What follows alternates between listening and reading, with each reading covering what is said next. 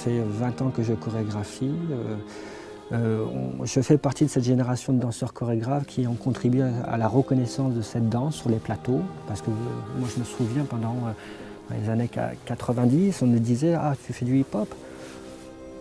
C'est bien, il faut rester dans la rue, quoi. Et nous, c'était oui, on est dans la rue, mais on a aussi des choses à dire sur le plateau. Donc on s'est battu pour être ici.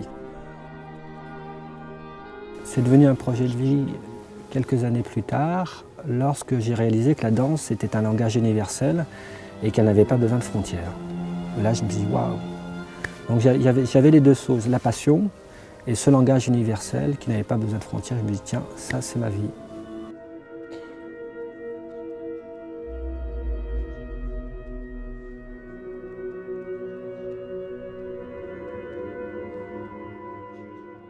Aujourd'hui, évidemment, il y a des barrières à abattre encore. Et je ne veux pas me mettre dans l'idée que de par mon origine, peut-être, etc. Non, je me suis toujours battu et je me battrai encore, en tout cas, pour faire ma place, sans imaginer que mes origines est un frein à cela, en tout cas. Et je crois que, de toute façon, il n'y a que le travail qui compte pour moi.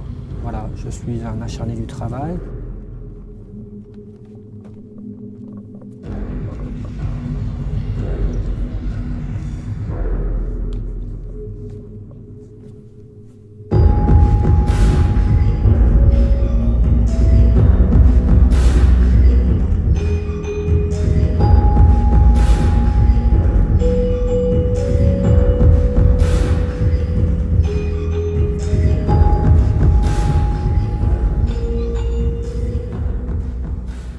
Mon père est arrivé en France dans les années 60, en 66 je crois. Il est venu seul et ma mère l'a rejoint 4 ans plus tard.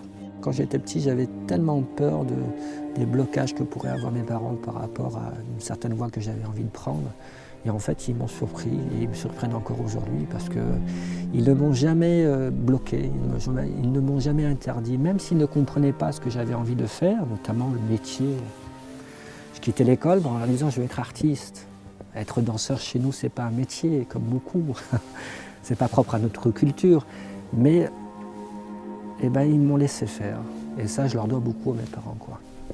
Et lorsqu'on parle d'intégration, c'est eux qui se sont intégrés. Lorsqu'on parle ils ont respecté les règles de la société dans laquelle ils arrivaient, notamment les lois, la France. Ils ont été respectueux. Ils ont vraiment fait tout ce que... Voilà. Il n'y a pas eu une fausse note, en fait. Lorsque je prends l'histoire de mon père, il n'y a pas eu une fausse note.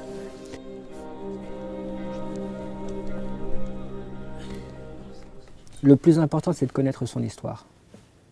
Voilà. Parce qu'aujourd'hui, il y a beaucoup de gamins qui sont complètement déracinés, désœuvrés, etc. Parce qu'il y a une part d'histoire qu'ils ne connaissent pas. Et je pense que s'ils connaissaient leur propre histoire, en tout cas, je pense qu'ils pourraient être plus mesurés, mieux être armés.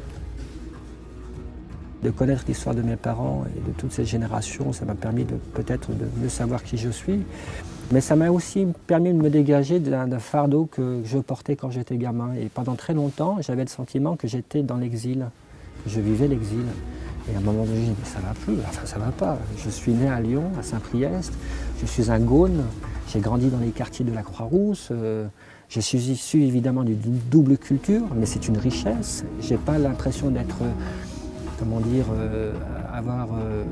pardonnez-moi l'expression, mais le cul entre deux chaises, bien au contraire, assis dans un gros fauteuil avec cette double culture. Connaître son histoire, ça permet en tout cas de mieux savoir qui on est.